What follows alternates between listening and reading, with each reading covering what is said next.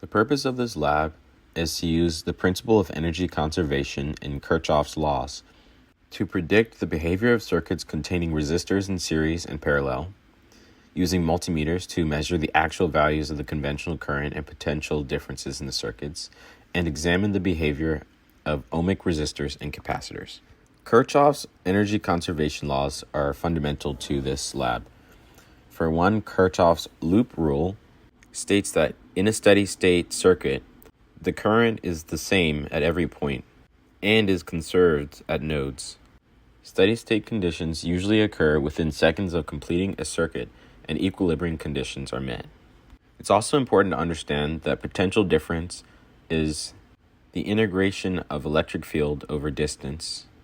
And in a circuit, this can be quantified using Ohm's law for resistance and the definition of capacitance for capacitors. Finally, it's also important to know that current is the flow rate of charge over time. As a preview of the results, I found that currents 1 and 2 were both equal to 19 milliamps. They are the same due to the node and loop rule. And I found that the RC time is equal to 6.5 seconds. For the model of this lab, I set up a circuit with two 1.5 batteries, a 47 ohm resistor, and a 100 ohm resistor and 2 ammeters. In this case, the surroundings includes everything else, though ideally, in steady state, the surroundings would have no impact. For initial conditions, I assume the system is at steady state. When I place 2 ammeters before and after the 2 resistors, my prediction is that both of the ammeters will read the same current, which I found to be 20 milliamps through calculations. However, using the multimeter, I found the real current to be 19 milliamps. And when I flipped the ammeter, it was negative 19 milliamps. For measuring voltage on the closed circuit, ideally the total potential difference should be equal to 0. And through using a voltmeter, I found this to hold true. When I place the ammeter along with the voltmeter, the ammeter reading stays the same. This is because the voltmeter has a high resistance. Here I have plotted potential difference over time on a graph. Next, I place an ammeter in parallel with the resistor. The current increased for the circuit from 20 milliamps to around 43 milliamps.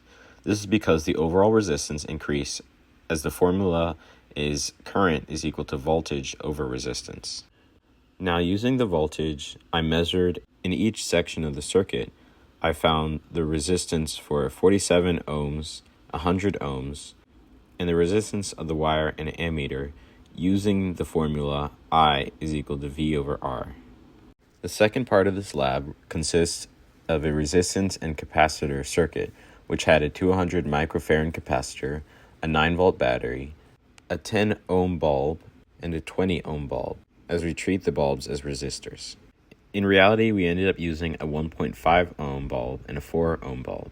We observed that when the 1.5 ohm bulb was connected to the battery and the capacitor, the light stayed on. But when the bulb was connected only to the capacitor, the light bulb turned off after a few seconds.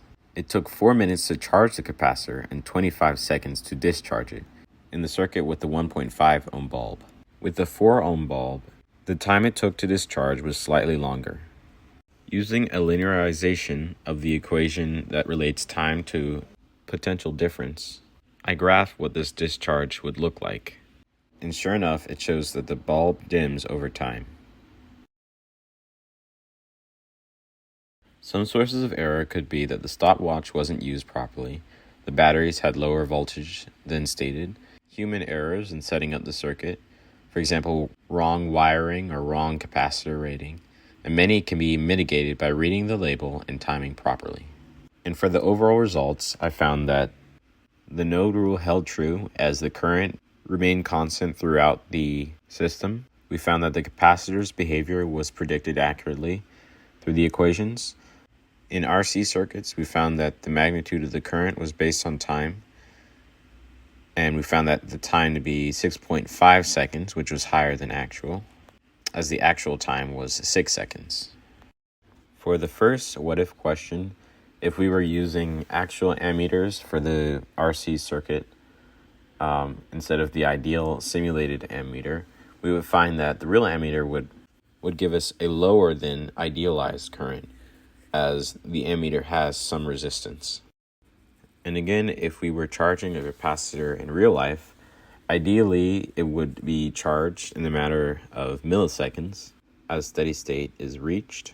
But in real life, it took a few seconds for it to charge.